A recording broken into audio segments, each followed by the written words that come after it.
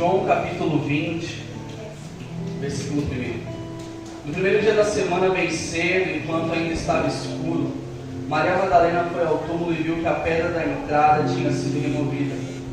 Correu e encontrou Simão Pedro e o outro discípulo, aquele a quem Jesus amava, e disse: tiraram do túmulo o corpo do Senhor e não sabemos onde colocá-lo.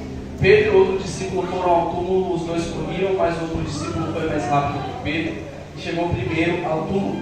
Abaixou-se, olhou para dentro e viu ali as faixas de linho, mas não entrou. Então Simão Pedro chegou e entrou, também viu ali as faixas de linho, e notou que o pano que cobria a cabeça de Jesus estava dobrado e colocado à parte. O discípulo que havia chegado primeiro ao túmulo entrou, viu e creu, pois até então não havia compreendido as Escrituras, segundo as quais era necessário que Jesus ressuscitasse dos mortos. Os discípulos voltaram para casa.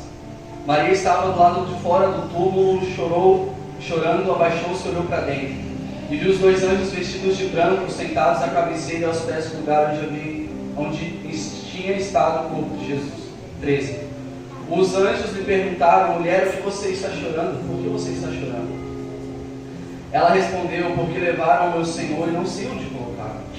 Então, ao virar-se para sair, viu alguém em pé. Era Jesus, mas ela não reconheceu. Mulher, por que está chorando? Perguntou ele. A quem você procura? Pensando que fosse o jardineiro, ela disse: Senhor, se o Senhor o levou embora, diga-me onde o colocou e eu irei buscá-lo. Maria, disse Jesus.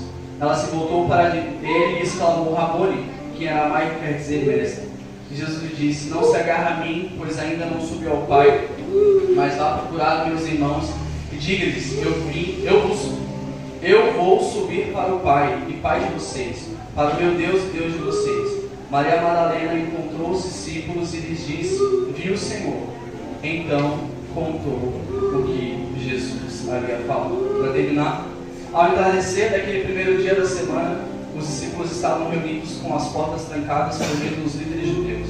De repente Jesus surgiu no meio deles e disse: paz seja com vocês. Enquanto falava, mostrou-lhes as feridas nas mãos e no lado. Eles se encheram de alegria quando viram o Senhor. Mais uma vez ele lhes disse: paz seja com vocês. Assim como o Pai me enviou, eu os envio. Então soprou sobre eles e disse: recebam o Espírito Santo. Se vocês perdoarem os pecados de alguém, eles serão perdoados. Se não perdoarem, eles não serão perdoados. Eles não serão perdoados. Irmãos, nós conhecemos a história, não tem uma pessoa aqui que não saiba do que nós estamos lendo. Todos aqui conhecem a história de Jesus. Sabe esse louvor que a gente acabou de cantar aqui, irmãos? Porque ele vive. Se Jesus não tivesse ressuscitado, nós não teríamos o que cantar, irmãos. Se Jesus não tivesse ressuscitado, nós não estaríamos cantando, mas eu venci e eu sei que a minha vida está nas mãos do meu Jesus que vive está. Se ele não tivesse ressuscitado, o cristianismo seria como qualquer outra religião, que acredita num cara que falou uns negócios legais, fez uns negócios que não foi todo mundo que viu e já era. Irmãos, nós precisamos entender aqui o que os discípulos estavam pensando. Eu quero que você imagine agora, todo mundo está comigo aqui, bem, todo mundo prestando atenção, glória a Deus. Jesus, ele aparece no Oriente Médio, numa época em que parecia que Deus ele não estava se movendo.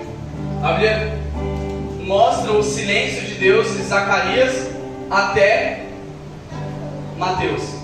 Alguns dizem que foram 400 anos, em que Deus não fala, em que Deus não usa profeta, e em que Deus não realiza grandes coisas à vista de todos.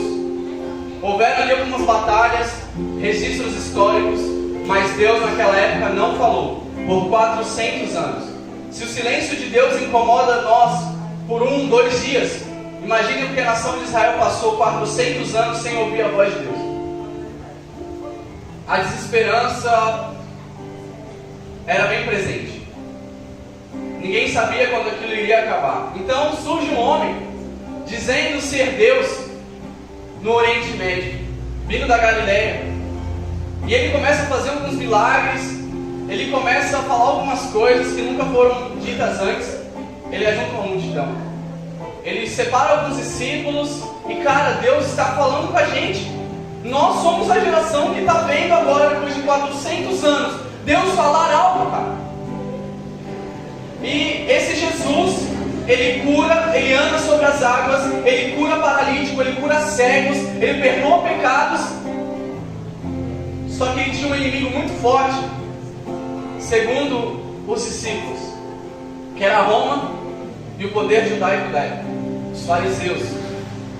Essa galera, eles eram muito influentes naquilo que o povo pensava. Sem falar do Império Romano, que é quem comandava ali o que acontecia naquele lugar. Se alguma coisa saísse ali do script, o Império Romano já queria saber o que estava acontecendo, porque eles não impunham a paz com força, mas se precisasse, a gente sabe muito bem que Roma usaria. E esse homem atrai a atenção de muita gente. Ele vê prostituta, ele fala com Nicodemos, ele ressignifica a vida de 12 homens que não tinham nada para fazer antes dele. Suas vidas eram totalmente jogadas ao léu. Esse homem a qual nós chamamos de Jesus, ele mudou a história da humanidade. Ele combateu a grande religiosidade da época dos judeus, os fariseus. E esse homem, ele perdeu a guerra contra Roma e contra os fariseus. Esse é o pensamento dos discípulos aqui. Quando Jesus vai na cruz e morre, eu quero que você imagine que alguns discípulos podem ter lembrado que ele disse que ele ia ressuscitar. Mas a gente precisa entender que Jesus ele não falava de uma forma tão clara. Então muitos discípulos poderiam sim ter dúvidas de que ele talvez iria ressuscitar. Alguns acreditavam, outros podiam achar que ele estava falando de outra coisa. Todos os judeus acreditavam na ressurreição dos últimos dias. A gente vai ver isso quando Jesus ele chega para Marta e fala: o seu irmão vai ressuscitar. E ela fala: eu sei, no último dia. Era um consenso judaico que no último dia haverá ressurreição. Mas Jesus não estava falando da ressurreição do último dia. Então os discípulos não tinham total certeza de que Jesus ressuscitaria. Tomé nem estava aqui. Então, irmãos, eu quero que você imagine: a minha vida foi mudada por esse cara. Ele desafiou os fariseus, ele deu voz às prostitutas arrependidas, ele perdoou, valorizou mulheres, ele valorizou a oferta da viúva. Esse cara, ele é humano como ninguém nunca viu. Só que armaram um julgamento contra ele. O grande poder da época conseguiu incriminar Jesus por coisas que não haviam acontecido. Um julgamento armado e totalmente parcial contra o autor da vida. E esse julgamento, irmãos, os discípulos sabem que é mentira. Os discípulos sabem que se Deus não fizer nada, Jesus vai ser morto na cruz, porque ninguém ali, politicamente falando, é mais forte do que essa galera. Só que o julgamento armado dá certo. O julgamento armado com provas falsas dá certo. O sistema venceu. De repente o cara que eu ouvi andar sobre as águas está nu numa cruz e com os soldados romanos zombando dele. E aí? O que vai ser da minha vida agora? Eu quero que você imagine os discípulos. Porque hoje a gente entende, não, domingo e tal, mas espera aí, e o sábado? E a sexta-noite? E o sábado? De silêncio, de dúvida, de desesperança, que ninguém sabia o que iria acontecer, de choro. Olha, eu quero que você entenda aqui: nenhum povo dessa terra fica mais sem resposta do que o cristão. Os primeiros cristãos, eles começaram sem respostas. Eles se sentiram perdidos. Eles se sentiram desesperançosos. Esse sentimento para o cristão é o café da manhã.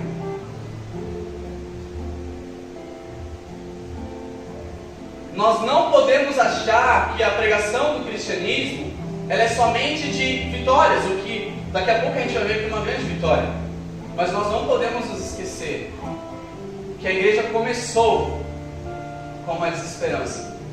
Quando Jesus ele morre na cruz, e aí de repente eu vejo o cara que andou sobre as águas, que curou o paralítico, que perdoou pecados, nu numa cruz, para todo mundo ver as suas partes íntimas, sangrando até a morte.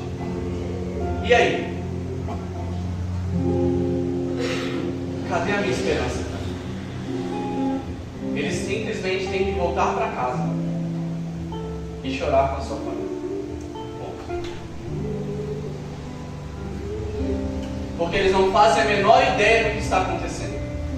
Quando Jesus ele fala que ele é o Messias, e os discípulos entendem que ele é o Messias, irmãos, entendam, na concepção judaica, o Messias ele não morreria pelado numa cruz pelos romanos. O Messias ele iria triunfar, iria vencer o poderio daquela época, iria libertar Israel, segundo a concepção judaica, do poderio político, e eles iriam ser uma nação forte de novo. Então esse cara agora, que eu digo que sou Messias, está numa cruz sangrando até a morte, e os soldados romanos estão zombando dele. Será que ele é mesmo Messias? As coisas não batem mais agora.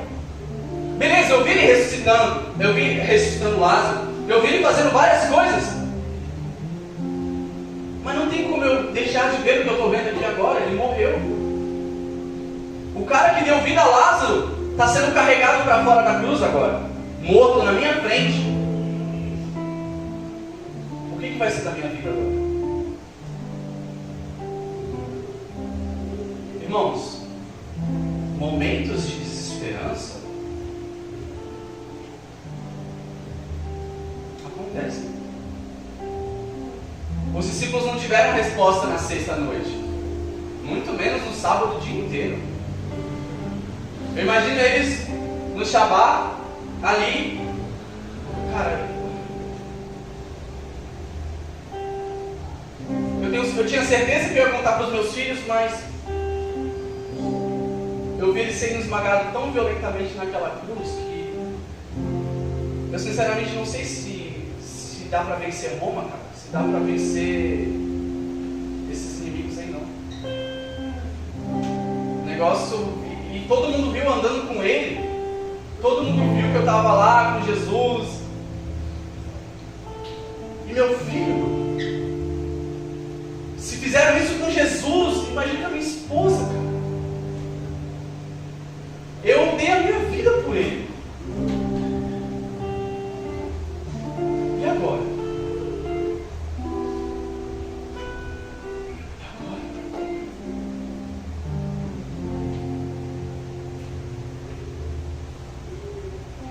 No sábado sem respostas, talvez era tempo de relembrar. Relembrar aquilo que ele tinha feito enquanto estava vivo, sabe? Relembrar aquilo que ele tinha falado enquanto Jesus ainda estava com eles. Talvez você está aqui hoje e você não sente mais Jesus. Talvez você está aqui e você não tem mais. Você simplesmente morreu espiritualmente. O que você faz nesse dia? Relembre o que você sentia quando você estava vivo espiritualmente. Relembre aquela vez que o Espírito Santo te tocou. E eu digo para você, ele não morreu. Ele é o mesmo. Enquanto os discípulos estão no Shabbat e Jesus está lá na cova, morto, com o corpo machucado, só resta relembrar o que aconteceu enquanto ele estava vivo. Só resta relembrar o que aconteceu enquanto ele estava aqui no meio da gente. E mesmo assim, eu não sei se é suficiente ainda, porque esses mesmos caras que mataram Jesus agora vão vir atrás de nós, os discípulos. Eu acho que eu vou para outro país, eu acho que eu vou fugir, não tem lugar. Então, naquele momento, a cruz, irmãos, ela significa derrota. Até o sábado, a cruz significa derrota. Até sábado, a cruz significa derrota. E essa é a interpretação dos discípulos. Deus morreu. ele não conseguiu vencer o sistema, armaram contra ele, não dá. Essa galera é muito forte.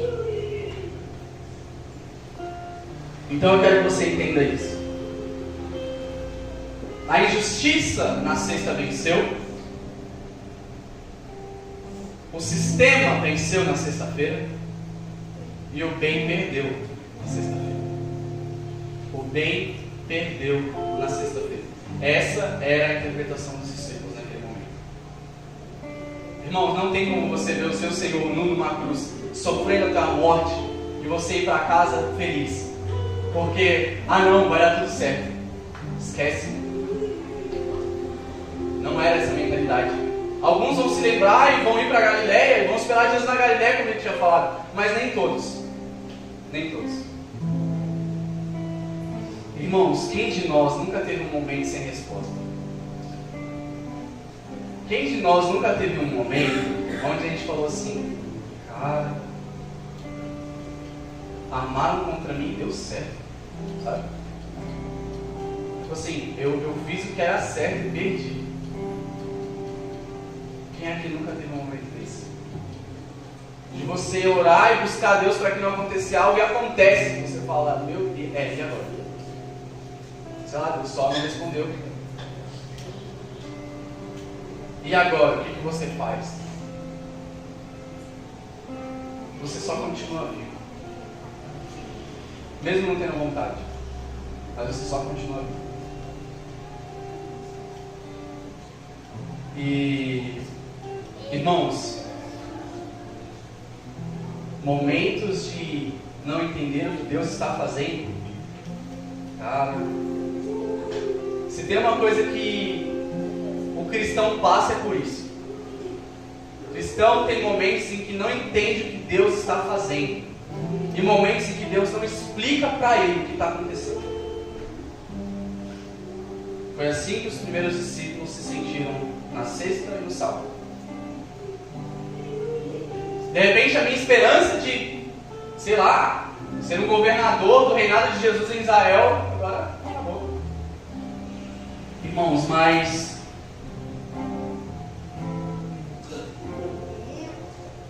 acontece uma coisa muito louca no domingo de manhã. Eu queria que você desse glória a Deus. Glória a Deus. Glória a Deus. Aleluia, Jesus.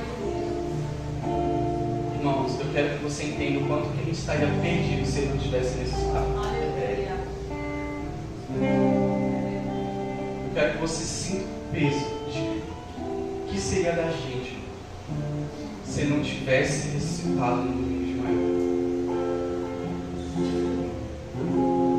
Que esperança a gente teria? Que motivo para se ter esperança a gente teria? Se Jesus estivesse morto no domingo de manhã, não haveria cristianismo.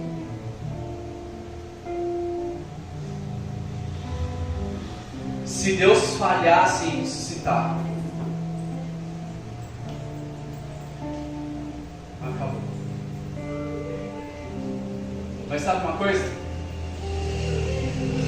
Deu domingo de manhã e ele não falhou em ressuscitar. Deu domingo de manhã e o Espírito Santo ressuscitou Jesus. Glória a Deus. Glória a Deus. Aleluia. Glória a Deus.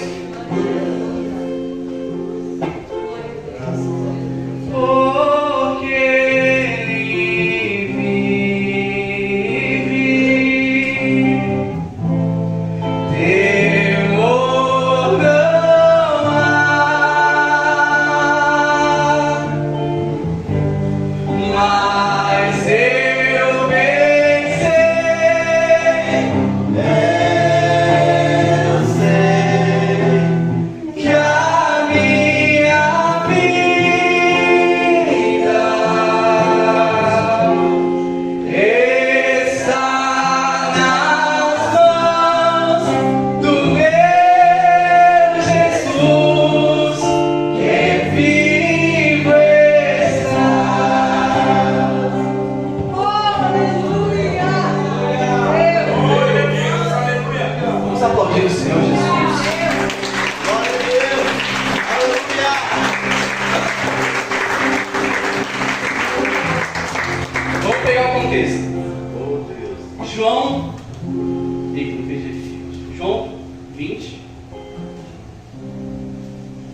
Versículo 19.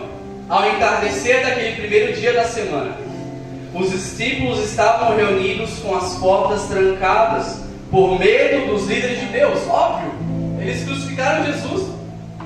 Eles estavam reunidos a portas trancadas. De repente, guarde essa palavra. De repente. É assim que Deus age, irmãos. Aleluia. É assim que Deus age. Aleluia. Tem uma frase que demora muito para que as coisas aconteçam de repente. E ela é verdade. Demorou 3 dias. Mas no terceiro dia, de repente, eu fico imaginando os discípulos lá. Eu nem sei se eles tinham assunto naquele momento, mas de repente, cara, aquele homem que tinha sido crucificado nu na cruz, e eles viram o corpo descendo sem vida. De repente esse cara está no meio da sala. Aleluia. Oh, aleluia. De repente esse cara está no meio da sala.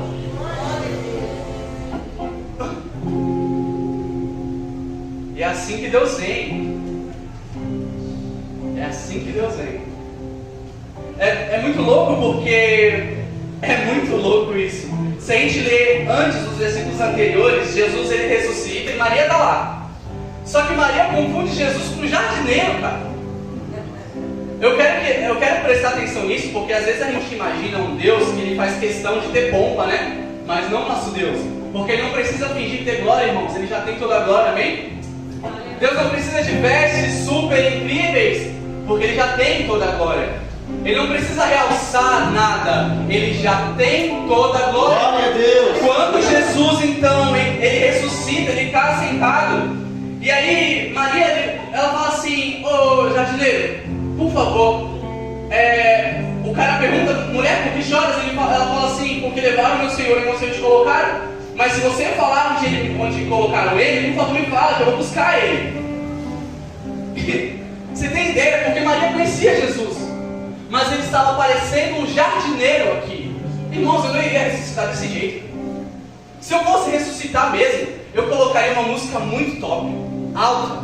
Eu fazia uns anjos aparecer uns negócios muito loucos, uns sinais do céu. Eu ia sair voando dali, eu ia para o meio da sinagoga e ia falar assim: eu quero ver vocês me crucificar agora. Mas Jesus não. Jesus, ele está ali sentado, tipo assim: eu já sabia que isso ia acontecer, então... mulher, por que choras? Irmãos, Deus não está agora nesse exato momento, tipo assim: ai meu Deus, eu preciso salvar a vida do pastor Davi, porque faz. Ele tem todo o poder, ele controla todas as coisas. Aleluia! Deus não está no trono, meu Deus do céu, e o avanço dessa ideia política que vai contra a minha palavra. Nós ficamos assim, porque nós não temos o tamanho da noção do poder de Deus. Quando Jesus ele ressuscita, é isso mesmo, eu vim para isso. E Maria, o senhor pode falar onde colocaram o corpo dele, por favor? Porque assim, onde o senhor falar eu vou buscar. Ele fala: Maria. Minha Bíblia diz, irmãos, que ele é bom pastor e as suas ovelhas conhecem a sua voz, amém? E quando ele fala Maria, ela fala assim: eu conheço essa voz. Parece um jardineiro, mas eu conheço essa voz. E ela fala: mestre. Não sei lá o que a gente ia fazer nessa hora, sabe? Não tinha Instagram para fazer live na hora, né? Não tinha... O que eu faço aqui? Eu ia falar: Jesus, que história é essa, mano? Você morre 3 dias, você não fala nada e volta assim: hã? Você mata a gente no coração desse jeito, pô. Mas não. E ela começa a adorar a ele e fala: Jesus, Jesus. Ele fala assim: vá falar para os outros que eu estou vivo. Aleluia! Maria, agora fico muito feliz com a sua adoração, fico muito feliz com a sua glória, com a bênção aí e tal, mas fala para os outros. Senhor. Tem uma galera lá fora que não sabe que eu ressuscitei. Sim, Você Senhor. viu eu ressuscitando. Aleluia. Avisa eles. Glória a Deus. Avisa eles. É. E o evangelismo é sobre isso, cara. Avisa eles. E a Bíblia vai dizer que ela encontrou os discípulos e ela falou assim, ó, eu vi o Senhor. E então contou o que Jesus havia falado. Ao entardecer daquele dia, lembre-se, aqui quando Maria vê Jesus confunde com o jardineiro é domingo de manhã. Domingo de manhã. Domingo à noite, os discípulos estavam então ali, reunidos com portas trancadas com medo dos líderes de Deus. Eles não sei qual que era o clima ali naquela reunião.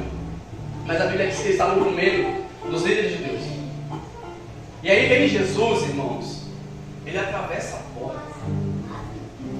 E ele fala assim: Pai seja conosco. Aleluia. É como se ele chegasse no meio e falasse assim: Aleluia. tranquilo, gente, tranquilo. Irmãos, e naquele momento, os discípulos relembram tudo e ressignificam o sábado e a sexta-noite. E eu quero dizer aqui que Jesus ele vai ressignificar seu sofrimento, porque você ainda não viu o que ele está para fazer. Hoje você está numa sexta-noite, hoje você está num sábado, mas no domingo de manhã ele vai ressignificar tudo isso que você viveu. Aleluia. Quando você vê a mão furada dele, você vai falar: meu Deus, não havia motivo para desespero, porque ele nunca morreu. Ele estava trabalhando, era tudo parte do propósito de Deus. Ele morreu, mas era parte do propósito de Deus. E agora o julgamento injusto dos fariseus era parte do propósito de Deus. E agora os romanos pregando ele na cruz fazia parte do propósito de Deus. Você percebe como tudo ressignifica? Porque é isso que acontece quando Jesus vem de repente. Ele ressignifica anos, dias, meses de sofrimento. Só que falta alguém aqui, irmãos. Não estavam todos os discípulos aqui. Faltava um cara chamado Tomé. Porque às vezes a gente tem essa ideia de que todo mundo sabia que Jesus ia ressuscitar, mas não. Alguns realmente só não tinham essa noção. A gente já viu alguns discípulos no caminho de Emaús falando: ele morreu e tal, e agora a gente está triste. Ou seja, assim, não era todo mundo que acreditava. E a Bíblia diz que Tomé aqui não estava com eles. Mas eu quero que você continue lendo comigo. Um dos 12, Tomé, apelidado de Gêmeo, não estava com os outros quando Jesus surgiu no meio deles. Eles disseram: vimos o Senhor. Ele, porém, respondeu: não acreditarei se não vir as marcas dos pregos em suas mãos e não puser meus dedos nelas e minha mão na marca em seu lado. 8 dias depois, os discípulos estavam juntos novamente. Dessa vez Tomé estava com eles. As portas estavam trancadas, mas de repente, como antes, Jesus surgiu no meio deles: Pai seja com vocês. 27, então disse a Tomé: ponha seu dedo aqui e veja as minhas mãos. Ponha sua mão na marca do meu lado. Não seja incrédulo, mas crente. Uma característica de Tomé, irmãos, que muitas vezes a gente não fala. Tomé, ele não acreditou nos discípulos, mas ele não deixou de estar com os discípulos.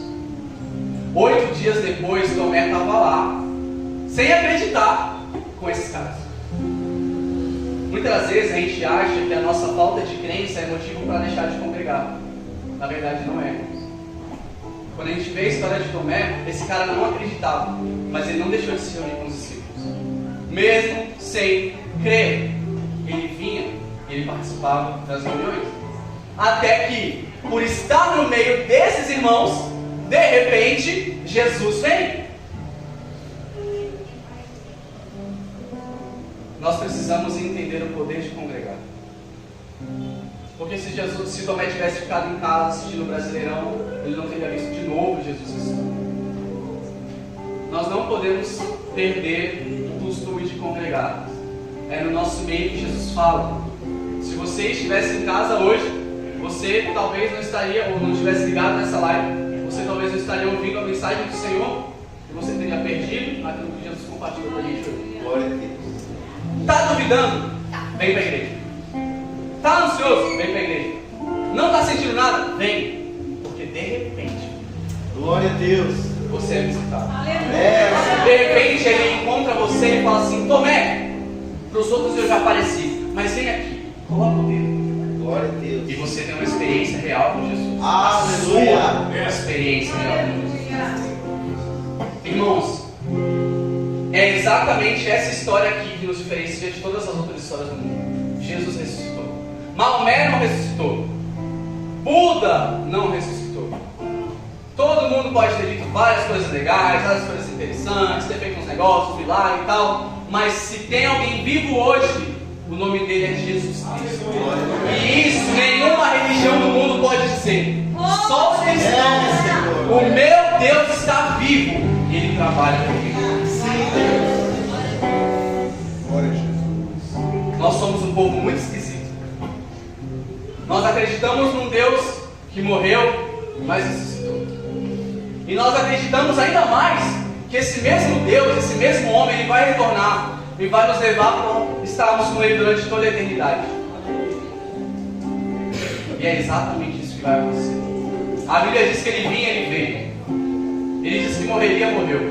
Ele disse que vai voltar. Que aguardemos então o retorno desse nosso mestre. A Páscoa fala sobre esperança. A coisa mais horrível da humanidade aconteceu na sexta, mas a melhor aconteceu no domingo. Ei, espere, aguarde.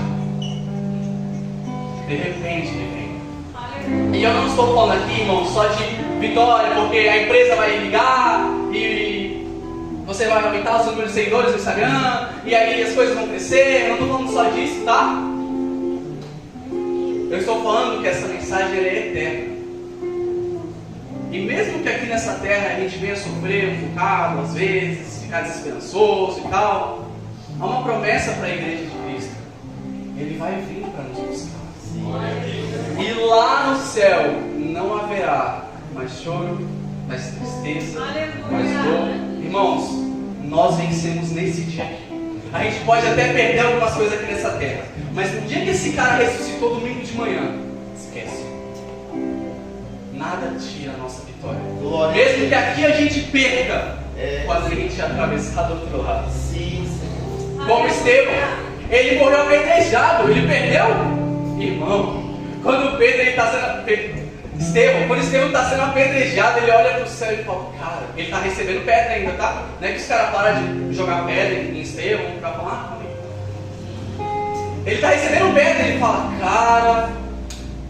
cara, tem alguém. Eu vejo Jesus no trono. Eu vejo Jesus em pé, à destra de Deus. E naquele momento, não importa se ele perdeu para o sistema dos fariseus, ele abre os olhos, Jesus chama ele, e ele está até agora celebrando no céu. Aleluia. Ele está até agora celebrando no céu. Glória a Jesus. Nós vencemos, Obrigado, Senhor. Graças a Deus. porque Jesus venceu. Aleluia. Acabou, irmãos. Os cristãos venceram, porque ele ressuscitou. E mesmo se aqui a gente perder, cara, nada nos tira da eternidade, porque ele comprou na cruz a nossa salvação. E hoje a gente se apega à nossa coroa aqui como pessoas que só tem uma coisa valiosa na vida, que é Jesus. Mas essa coisa valiosa, irmãos, esse investimento, eu quero estar com todos vocês quando Jesus vier nos buscar. Vou olhar para a pastora Denise e falar: pastora. Vou olhar para a Adriane, vou olhar para o irmão Francisco e falar: aí, gente, não importa o que a gente passou na terra, Aleluia. não importa mais. Ele comprou para nós a passagem para estar na glória para sempre com Deus. Você tem ideia que a gente vai ver Deus face a face? Aleluia. Eu estou falando sério, eu não estou falando tipo assim, Moisés, Davi, assim, esses caras tocam, mas a gente vai olhar e falar: era você que eu seguia lá na terra, né? Foi por você que eu passei tudo aqui. Aleluia. E olha, eu farei tudo de novo.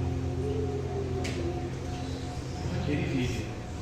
Eu posso crer com Ele. Porque Ele vive, temos um ar. Mas eu pensei, e eu sei que a minha vida, ela está nas mãos do meu Jesus, que Ele está. Vamos cantar isso mais uma vez. Porque